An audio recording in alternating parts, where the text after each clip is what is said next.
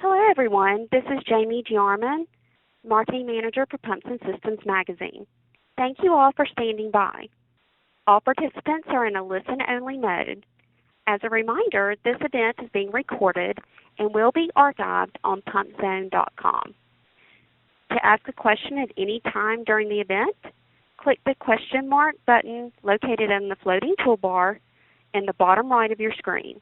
This will open the Q&A panel where you can type your question in the space at the bottom and click the send button. Please be sure to direct your question to all panelists. We encourage you to ask questions at any time during the presentation. Your questions will not be viewable by any other attendees and will be addressed during the Q&A at the end of the session.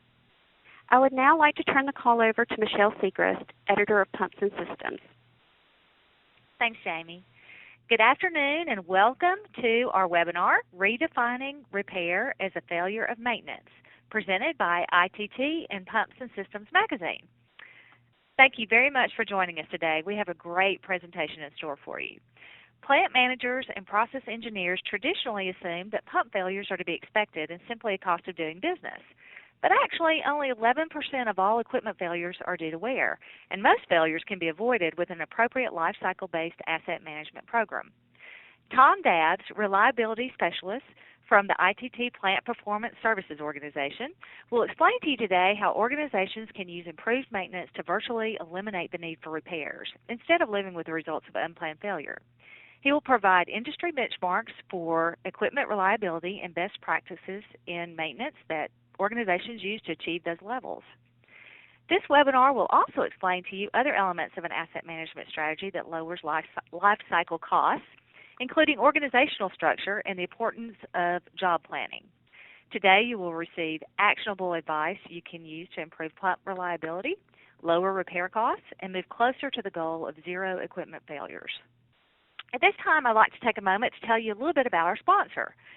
ITT Corporation is a global leader in custom engineered pumps, valves, and services designed to improve the uptime and efficiency of industrial processes. ITT makes ITT Gould's Pumps, the leading brand of industrial pumping solutions worldwide. ITT serves customers in a wide range of markets, including mining, oil and gas, chemical processing, pulp and paper, power generation, and general industry applications. ITT also helps customers to plug their losses by reducing the energy and maintenance expenses that together represent more than half the cost of pump ownership. ITT helps you to optimize pump and plant performance through services such as pump assessments, asset management, engineered upgrades, maintenance outsourcing, and field repairs. Now it is my pleasure to introduce to you our expert speaker. Todd Dabs has an electrical engineering degree from Clemson University with more than 30 years of experience delivering behavior-based reliability solutions and working with clients to reduce cost and improve business effectiveness. Dabs is certified as a maintenance and reliability professional by the Society of Maintenance and Reliability Professionals. He has provided training, coaching, and hands-on implementation expertise for various industries. Dabs also has delivered hundreds of seminars and workshops worldwide on the subject of reliability and related topics, and has been a guest speaker at many reliability-focused organizations and conferences. He is an accomplished author of numerous published reliability-focused articles. Ladies and gentlemen, please welcome Todd Dabs.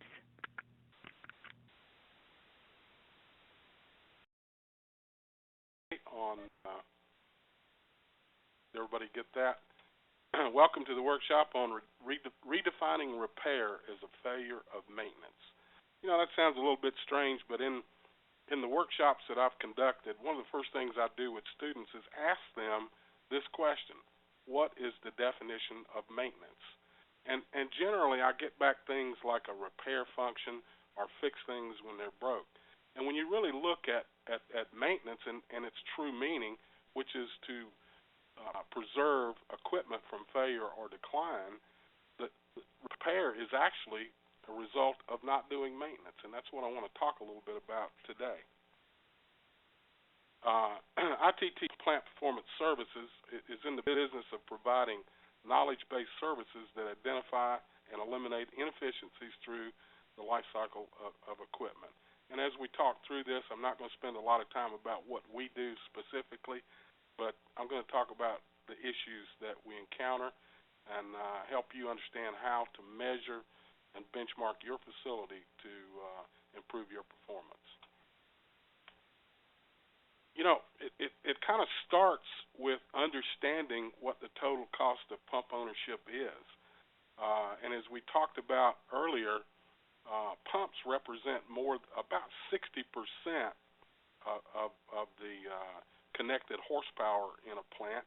And when you look at the costs associated with pumps, about 60% of the total cost represents maintenance, repair, energy, and operations. Many organizations focus on the initial cost, looking at buying the cheapest alternative, and in many cases that doesn't really give you what you need in the long term of controlling the total cost of ownership. Well, how do pumps fail? If you look at the study that was done by John Mowbray in RCM2, they studied a tremendous sampling of failure, and they only found that 11% of the failures that they studied were represented by age-related problems. The bigger issue is just random failure. Interesting study, and I'm not going to get too much into RCM2 in this webinar, but I think it's probably a publication you ought to consider reading. John Mowbray's RCM2, which takes the original teachings of RCM and adapts it to industry. Repairs should not be an expected cost of doing business. They are a result of not doing proper maintenance. Well, how can lifecycle asset management help? Well, increase equipment reliability, reduce repair and maintenance cost, eliminate excess parts inventory, use less energy, improve process control, and boost profitability. And I don't know many people in the manufacturing world that aren't interested in these areas of savings. Well, what are the elements of life cycle asset management? Well, first of all, you start with maintenance management, and we'll talk a little more in detail about these issues, but you have to have a good maintenance management function. You have to have reliability measures to understand what you're doing, how effective it is. You need a way to make reliability improvements. And I'm going to talk a little about configuration management, and that's the science of keeping all your data and drawings and information current. Planning and scheduling. There are two other very important issues in asset management that I'm not going to spend a lot of time talking about today: operations management and process safety management. Those are very important, but in the interest of time, we're going to limit our discussion to the first 5 subjects. Well, as I said, the purpose of maintenance is to keep equipment in good condition, preventing from failure or decline. That's the purpose and actually the definition of maintenance. What are the requirements to get started? You need a fully functional CMMS system, you need well-defined work processes, effective predictive and preventive maintenance program. Let's look at the CMMS. And those of you that don't know that acronym, it's Computerized Maintenance Management System. It needs to have a complete hierarchy of equipment that's installed in the plant, reducing it from plant equipment down to systems, down to machines, down to components. Work order system, you need to have a way that work can be requested with a good priority system that allows you to segregate your work into manageable pieces. You need a planning module so that the planner scheduler in the plant can very effectively plan and schedule the work. You need specifications, drawings, and vendor information linked to those assets in the equipment hierarchy. You need spare parts breakdowns, location, and reorder information. You need equipment history files and failure history. that's very useful as we move forward. Well, what are the work processes that I'm talking about? Well, the work order process, the planning and scheduling process, stores delivery and replenishment, reliability engineering, and configuration management. Prevention and prediction. Well, let's talk a little bit about that. Every piece of equipment should have a maintenance strategy developed from failure modes and effects analysis. Many people go out and get their maintenance program from their equipment vendor, and that works well in some cases where FMEAs have actually been performed. But in other cases, I've seen equipment suppliers that actually give you maintenance strategies that cause you to have to buy too many parts and do too much maintenance because they're not taking into consideration how you're going to use that equipment. Any good prevention program and prediction program should optimize the use of condition monitoring where possible. All technologies that apply, there's many condition monitoring technologies available: infrared, vibration, ultrasound, oil analysis, and so on. And the program needs to be dynamic. In other words, if you look at a good prevention and prediction program, you will find that it's been changed based on the results of performing those routines. If you find one that's not dynamic, that hasn't changed, it's probably not very effective. Well, what are some of the maintenance best practices?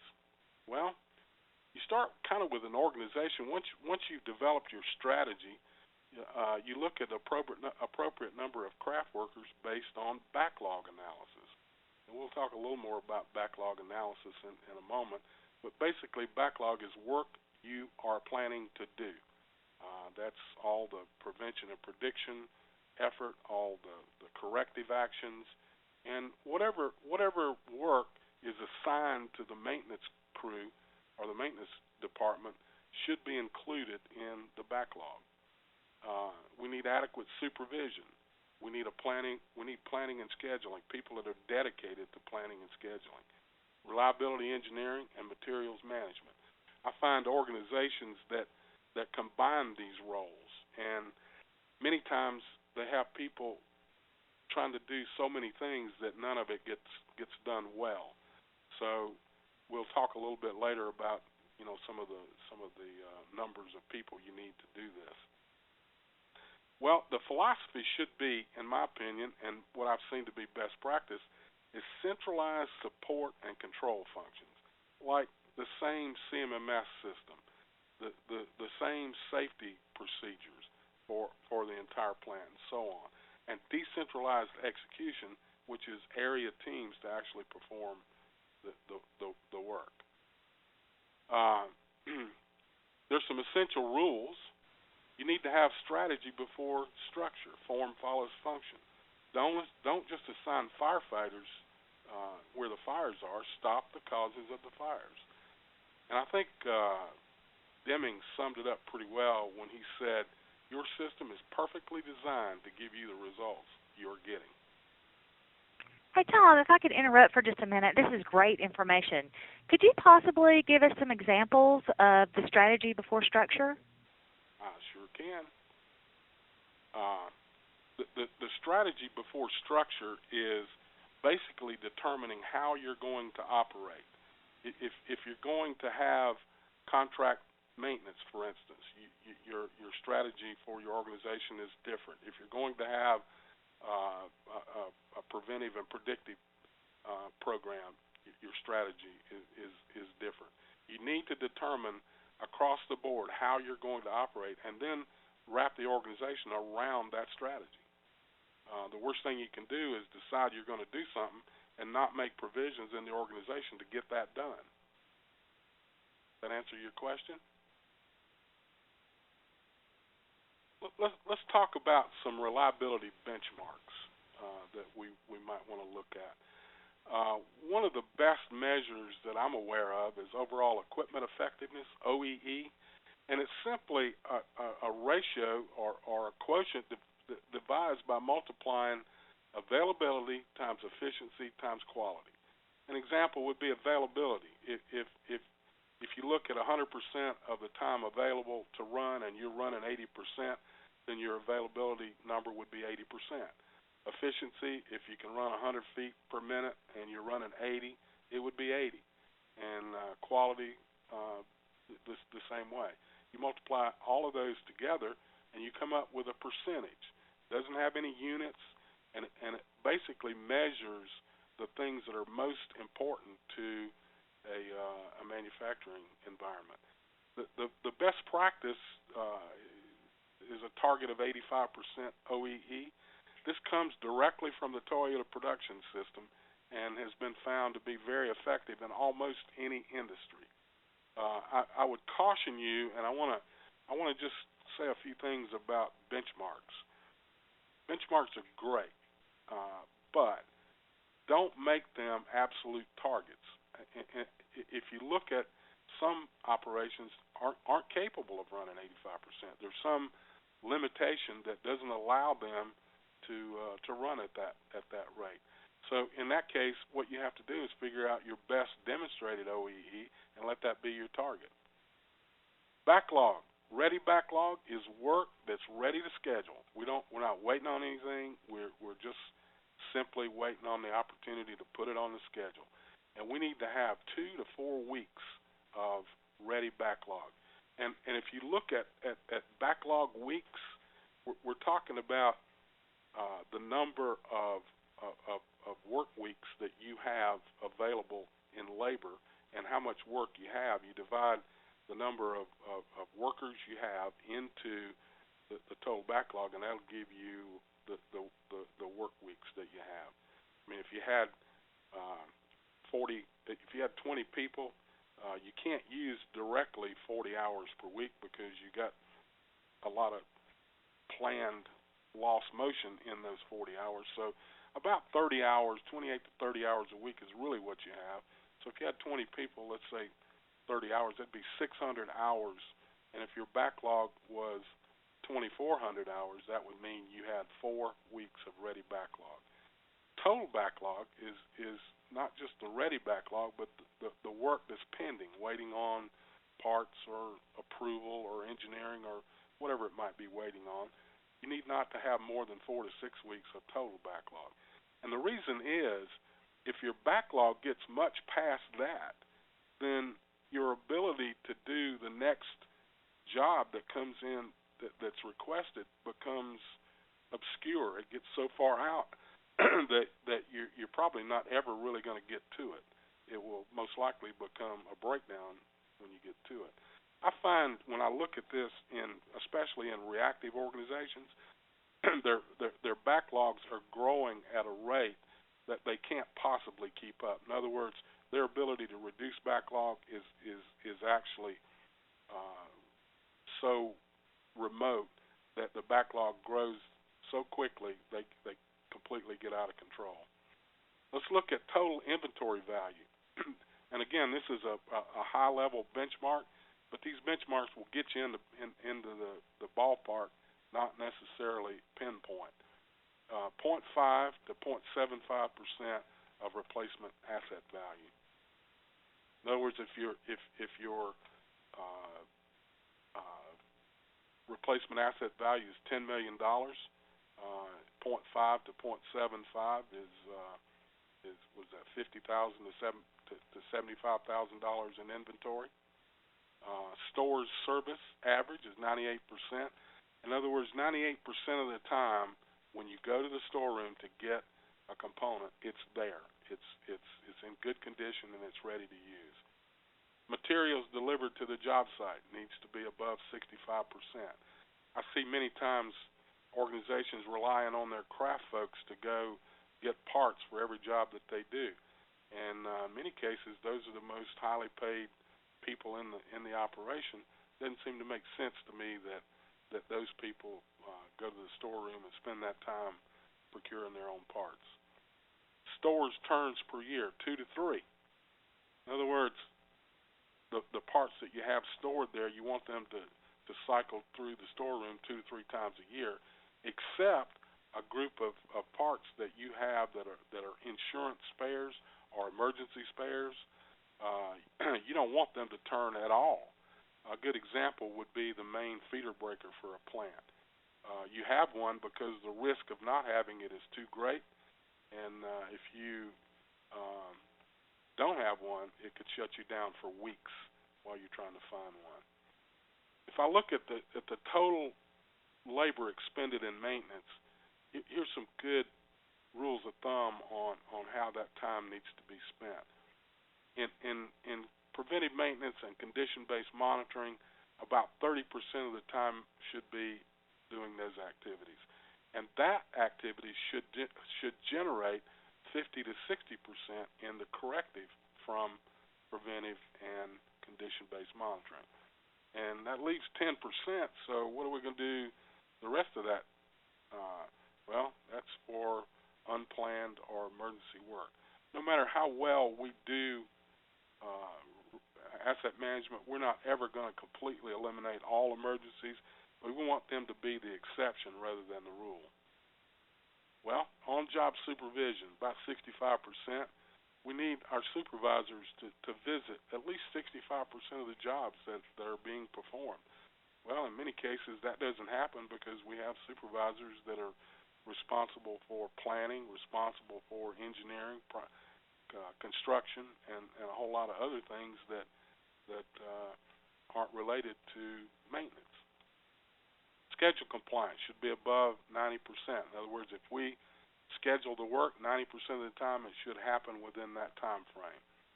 Scheduling efficiency, and that's how well we use the available hours that we have available to schedule, should be above 90%. PM schedule compliance, above 95%. And the completion rate should be 100%. What that means is that if we schedule a PM, 95% of the time we should complete it within the schedule time frame. But if we don't, we need to complete it anyway, later if need be, because if we have a PM, there's no reason ever to not do it. Overtime should be under 5%.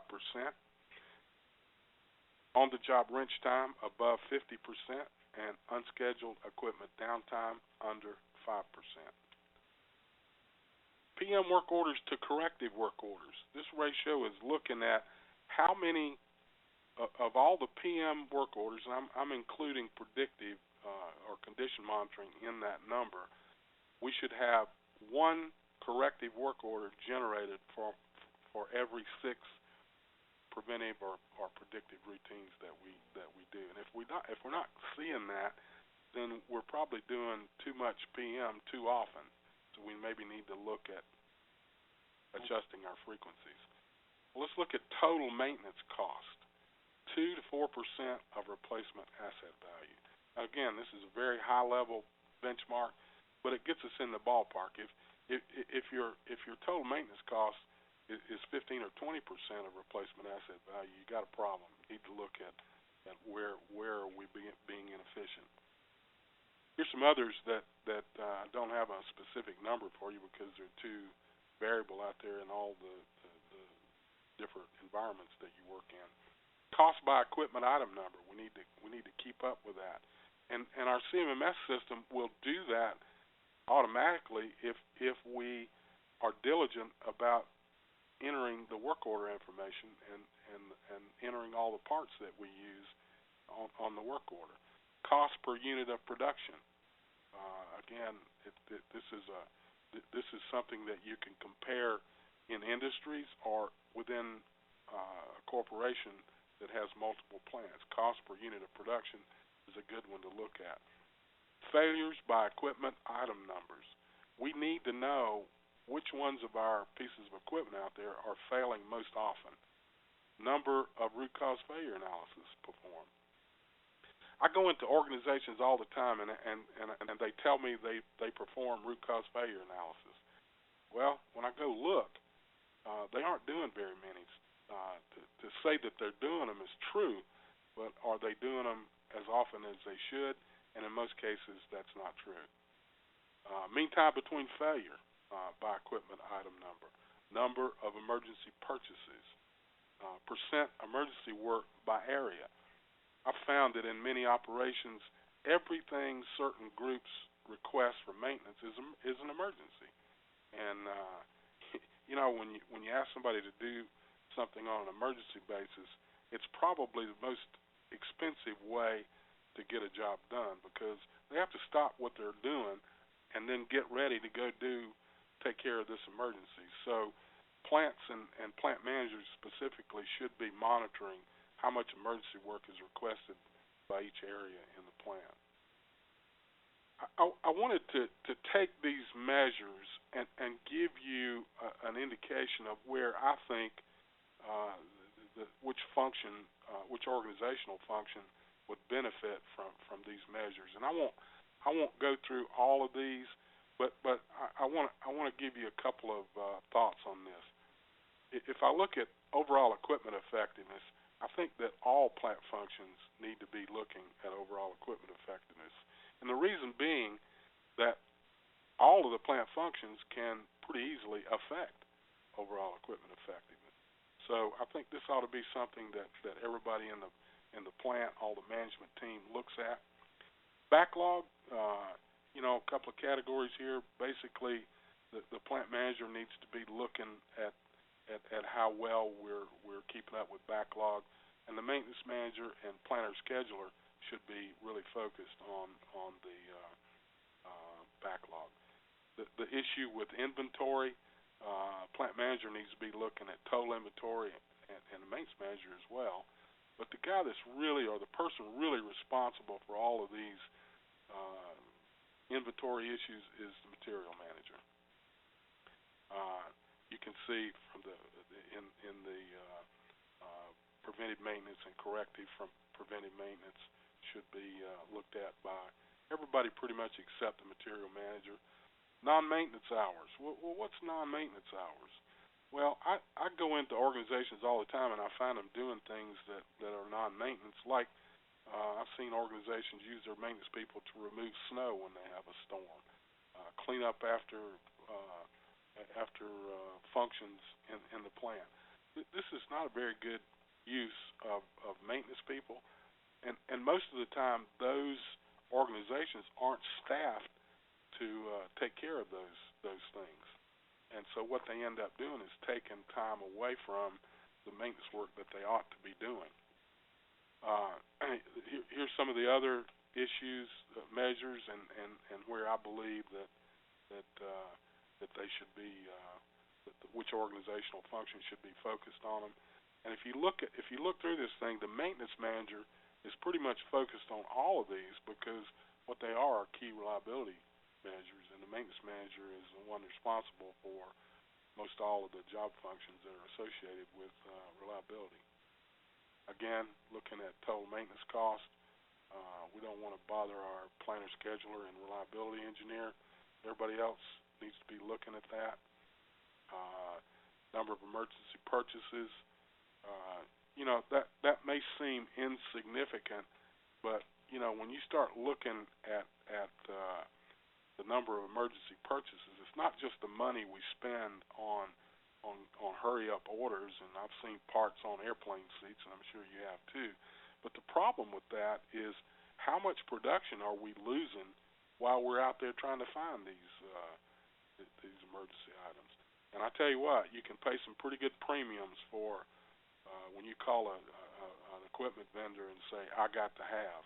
Those words usually ring the bell on higher prices. Number of percent of emergency work by area.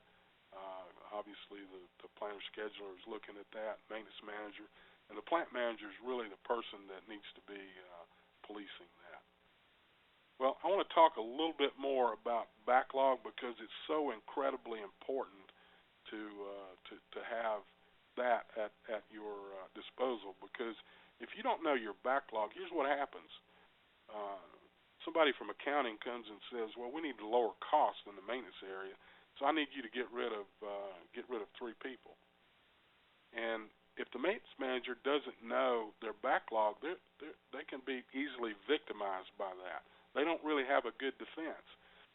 But I have seen this question asked of managers who understand their backlog, and they basically pull out their backlog report and say, okay, here's how much work I have in my pipeline. Here's the number of hours I have to relieve that backlog, and here's how I'm using this labor to do that. Now, if you want me to reduce headcount, what you need to do is help me understand which part of this we're not going to do. Because if you take this headcount away, there's some of this is going to go undone, and I need for you to give me some priority. That's a very legitimate pushback when somebody just arbitrarily wants to have you reduce your headcount.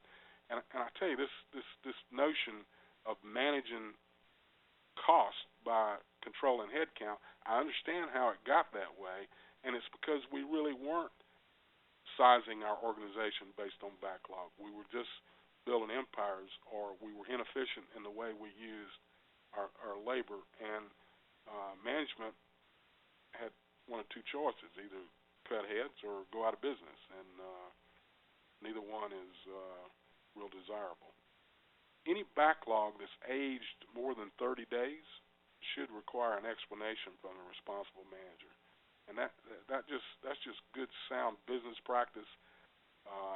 If you took your car to the shop and you didn't hear from them for 30 days, you'd probably get a little bit alarmed. Well, let's look at some planning best practices. 90% of all work should be professionally planned with a time and cost estimate for all labor, materials, and subcontracts. The planning function does not get involved in emergency or urgent work. Work execution should be optimized, at least 90% schedule compliance and 90% utilization of available labor. Jobs should never be scheduled without parts and materials available and on site. Individual planner, here's some things that planners should do. Planners should close all completed work orders and review the actual completion date. And the reason for that is we want our planner to take advantage of the closure information that comes back on the work orders, so that they can, if they made a mistake or left something out, they can adjust that the next time that job gets done. That's the beauty of having a planner involved in planning and scheduling work. Most maintenance jobs we're going to do again, and if we take advantage of learning all we can about that job as we go forward, the better we become, the more improvement we can make. The planner should validate the estimated job scope, kitted materials, and time estimates, like I said, to improve it going forward. Planners should maintain all pending work backlog in the appropriate category. They should perform backlog analysis and update the organization weekly. That's the person in the operation that's responsible for doing the backlog analysis. Scheduling. Scheduling is done jointly with participation and buy-in from production. The best way I've seen this done is maintenance and production come together on a weekly basis, and they have participation from management, participation from engineering potentially, and others in the organization, and they agree on exactly what work they're going to do next week. They put that on a schedule, and they try to live with not breaking that schedule as nearly as they possibly can. Production should set the job priority, but it should be from a predetermined and agreed upon list of priorities that are defined in the CMMS. Maintenance schedules should be closely coordinated with production schedules. Schedules should not be broken except in extreme cases and with mutual agreement of maintenance and production. And I said before, ready backlog is 2 to 4 weeks, and total backlog is 4 to 6 weeks. Scheduled job start, completion, and crew assignments are published and distributed and posted at least 1 week prior to execution, or at least at the beginning of the week of execution. We don't need to have a whole lot of surprises. Well, let's talk about configuration management. Some of you may not have heard this term, but here's Webster's definition. It's establishing and maintaining consistency of a system's performance and its functional and physical attributes with its requirements, design, operational, and maintenance information through its life. Well, that's a fancy way of saying that when we change something, we need to go back to our databases and back to our repositories of information and update those things. Like change the description of a piece of equipment. Make sure that it's included in the equipment hierarchy in the CMMS. Make sure that the drawings and specifications are available. Make sure that people that are going to operate and maintain this equipment have been trained and made aware of what the equipment requirements are. All changes to processes, structures, and equipment should be approved by the engineering department or some function in the plant that's responsible for that. Some people have equated this to MOC, management of change. It should be initiated by planners when changes or additions are requested or approved. Should be approved and supported by senior leadership and also conducted periodically to ensure compliance.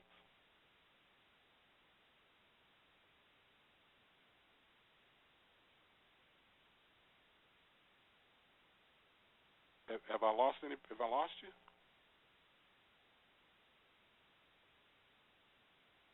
No, you're still there. You're doing great. Okay. All right. Let's talk about some reliability improvement methods. The maintenance tools that we can use to improve reliability are root cause failure analysis, failure modes and effects analysis, and others. Condition monitoring, life cycle costing. Life cycle costing is pretty tough to get in place, but the benefits are astronomical when we start breaking down our costs in buckets that represent the life cycle cost of a piece of equipment. We can truly start to understand where the opportunities are. Defect elimination is a proven program that help us take waste and inefficiencies out of our organization. Some organizations use Six Sigma and the Black Belt approach to reliability improvement projects.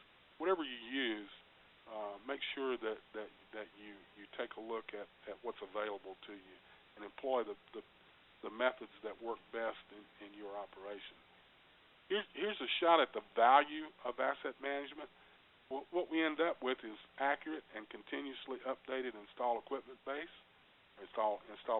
databases, inventory purchasing and performance data that's current and accurate, optimized inventory that gives us lower carrying costs in most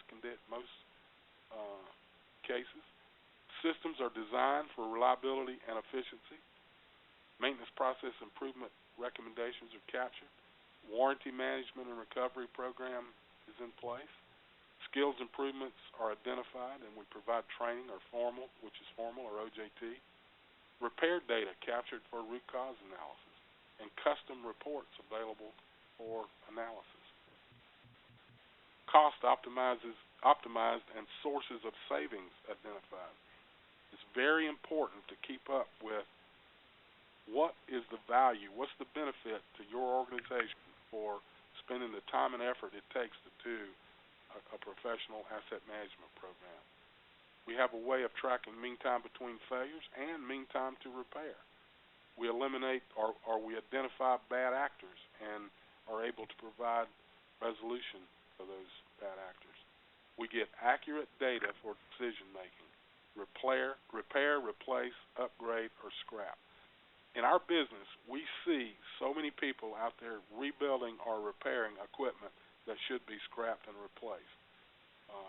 The cost to repair and the result that you get back from it is just not worth the effort in many cases. Increase reliability and efficiency through remanufacturing to OEM specifications. I see so many shops out there rebuilding equipment that they don't use any specifications, that they really don't have the right methods or knowledge to be doing this. It's not to say everybody does that, but it's a common sin. You get higher OEE, less downtime, optimum throughput, and higher quality. And you can be in compliance with all regulations and mandates. Let's talk through a few case studies of where we've seen real bottom line improvement. In a South American copper mine, they recognized major flow and head pressure losses on 7 multi-stage centrifugal pumps that supplied acidic fluid to their operation. Through some analysis, we found that the pumps were rebuilt with non-OEM parts and not built to OEM specifications. So we actually replaced these pumps with pumps that were rebuilt to OEM specifications with OEM parts. And the result was, in the first year, they saved $500,000 in energy and added $10 million to their production revenue by getting this process back up to near its design capacity. Augusta newsprint. Mill produces 1,200 tons of newsprint per day. The pumps consume 21% of total plant energy. And one 200 horsepower pump feeding a storage tower consumed excessive energy with frequent control valve failure, and the valve was running at approximately 30% open. We installed a 200 horsepower VFD on the current pump for level control, and what it did was reduce the speed from 1150 to 450. The projected total cost of ownership savings from failure elimination is $720,000. The plant was actually selected as a DOE showcase for energy efficiency.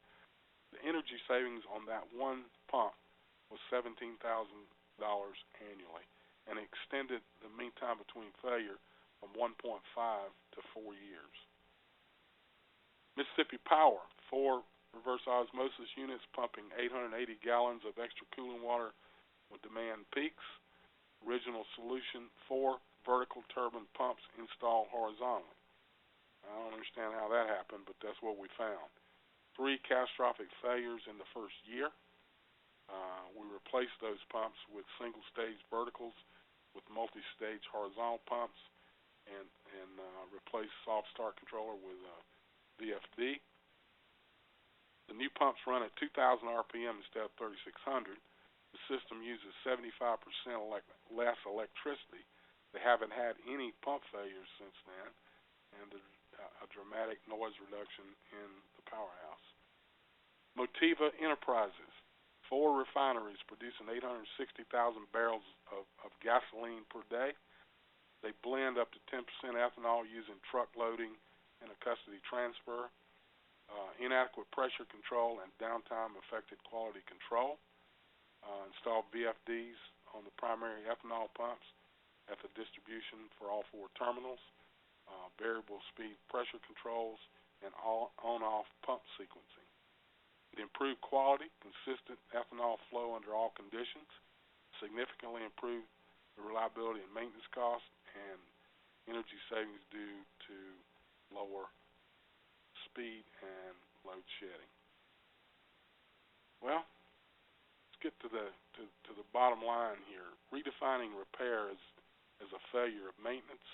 Equipment repairs are not inevitable.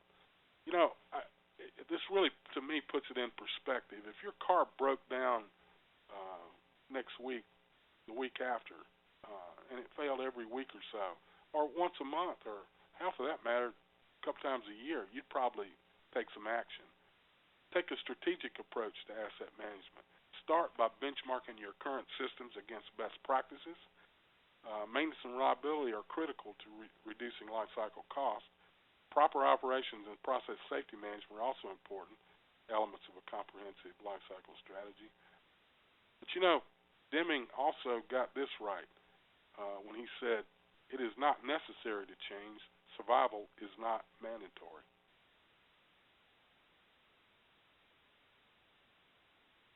Okay. Do we have any questions? Hi, everyone.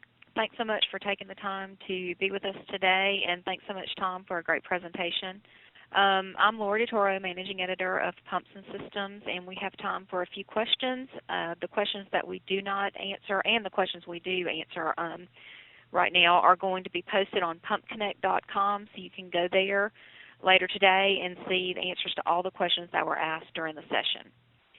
The first question is, how can the energy, which is 32% of the total cost of ownership consumed by the pump, be reduced, and are there any points to be considered? Well, there's several ways to reduce energy. First of all, many times pumps that are designed for a particular application are oversized. Calling it a safety factor, and that's sometimes a mistake when you have a pump that's actually too large. It gets in a position where it's struggling to get low enough to deliver the flow and head, so it ends up using too much energy, or it starts cavitating, which causes the temperature to go up, causes the vibration to go up, and actually will destroy the pump. Pumping against a closed valve. One of the worst ways to control flow is opening and closing a valve in the discharge side of a pump. So those are some of the ways that energy gets excess energy gets used in pumping systems, and they're pretty easily eliminated. Okay, thanks. The next question is, what are the number 1 and number 2 failures for most centrifugal pumps, and what are their general causes? The number 1 and the number 2, well, I can tell you that the biggest reason for failure that we see is lubrication.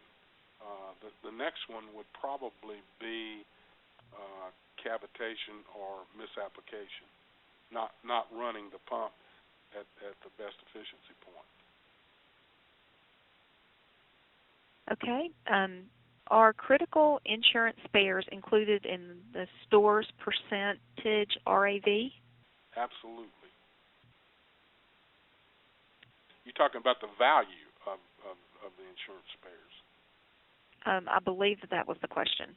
Yes, it is included in that number. Okay.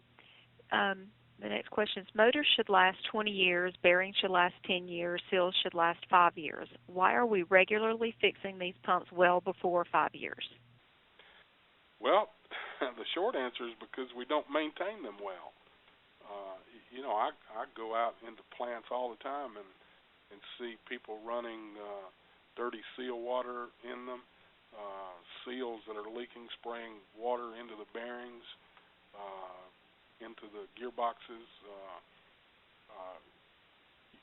They're not operated properly. They're not maintained properly. And I agree with the time frames that whoever asked that question said. I mean, the mean time between failure on a properly applied pump, maintained and operated correctly, should be 8 or 10 years at least. But it won't do that if we don't do the right lubrication, the right set it up properly, and have it operating at its best efficiency point, and so on. The next question refers to says, what would a bad actor refer to? Is that talking about improper maintenance actions or a piece of equipment that constantly gives you trouble? Well, bad actors are generally defined by how much money you're spending on them. If you have a critical piece of equipment that's failing multiple times, that's considered a bad actor. If you got a piece of equipment that goes down, twice a month or twice in 3 months, we need to understand why that happened. And many times bad actors exist in the operation, and because we aren't looking at our data, we don't even know it. We have one fail on first shift today, and they replace it, and it fails on third shift week after next, and they replace it, and nobody connects the dots.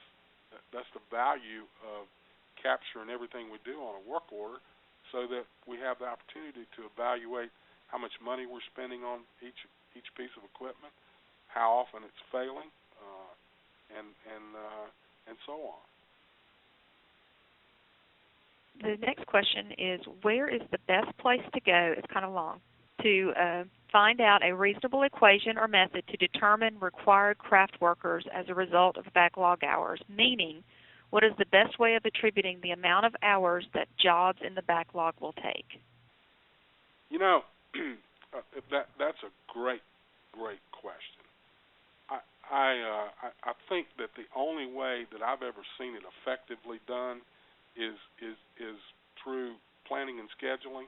You train planners to estimate work, and you refine those estimates as time goes forward. You know, the people that I've seen that do it best are people that have the opportunity to have access to a tremendous amount of performance information. Like, for instance, General Motors, or one of the big automotive companies. They look at what maintenance activities they're going to do to a car going forward. They actually write the procedures, estimate the times, and pass those books to the dealership, so that the dealership has taken that information and they know how long. Let's take a brake job. They know how long it's supposed to take, what parts it's supposed to use, and what level of craftsman they need to put on that job. Well, they've even got to the point where they pay the craftsman the specified time. They pay him only for that time. If it takes more time than that's his problem. If it takes less time than that, he makes more money. But those books that General Motors gives the dealerships it resulted from a tremendous amount of effort of reliability engineers and failure modes and effects analysis and pure analysis on looking at having done that job thousands of times. I wish there was some place you could go buy the book to tell you how long a job takes. There's some pretty good methods in MEANS, MEANS, but that was primarily around the construction industry on piping and millwright work that you can get some information from. But the best way I've seen it done is go out and find yourself a planner, scheduler that has been a maintenance craftsman, and train them in the methodology of planning and scheduling, and have them start estimating jobs and building your own internal job plans. And use those job plans over and over and over and keep refining them every time you do that job. Does that answer your question? I think it does. How often should a pump be checked for maintenance in its functioning? Well, there's no magical number. The best way to do it is to set a reasonable frequency of vibration, infrared, oil analysis, whatever you're going to do, and start adjusting that frequency based on what you find.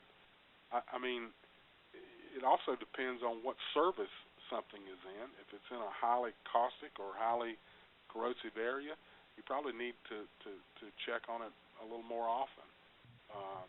And it's such a difficult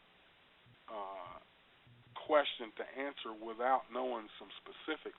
That's why failure modes and effects analysis is the real way to determine not only what you're going to do, but how often are you going to do it, and then you start doing it and adjust based on what you find. What instruments should be used or can be used to predict pump problems? Well, we use vibration accelerometers. We use infrared guns. We use flow meters.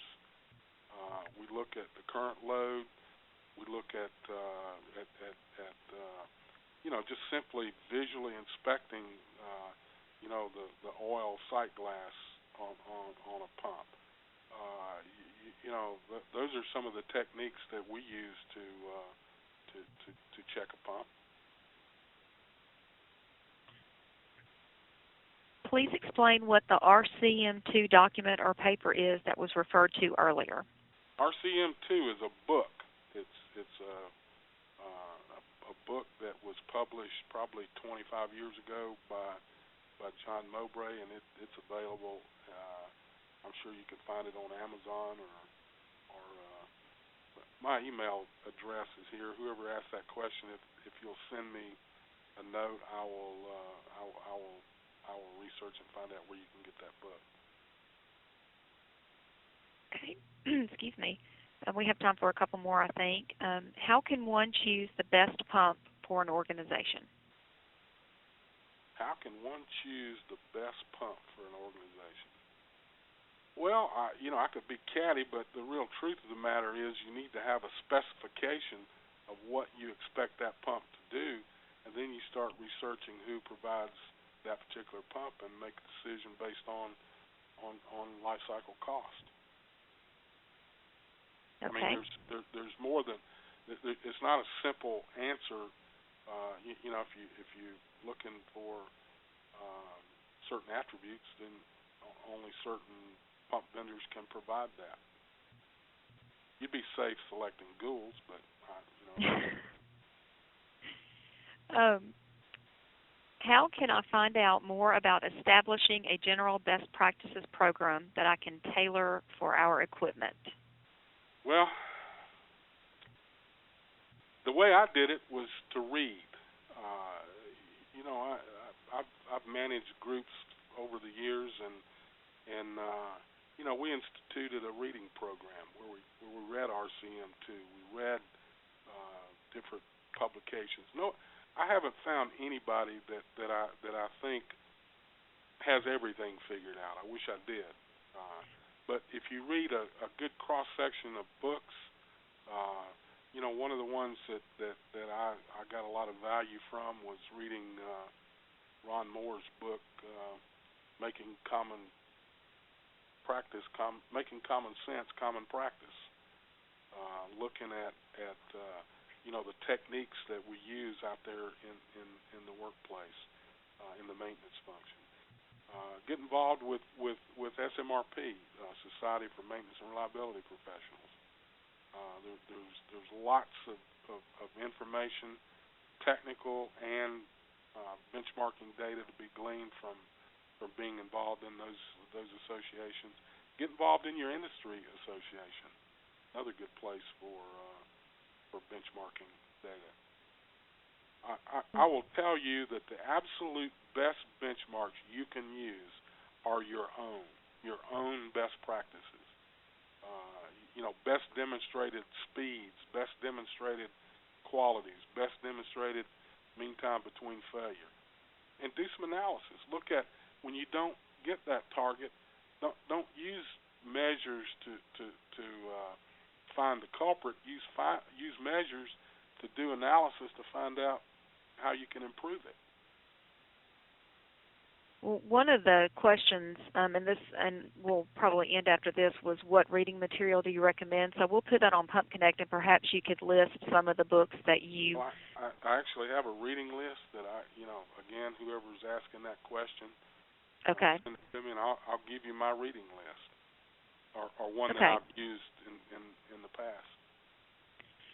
Well, we are out of time at this point. We want to thank everyone again for joining us. Remember that there were some questions that we did not get to during this session, so they will be posted on Pump Connect, and you will be able to go there, and Tom will answer those questions on Pump Connect so that everybody can get the information from him. And Tom, thank you again so much. Enjoyed doing it.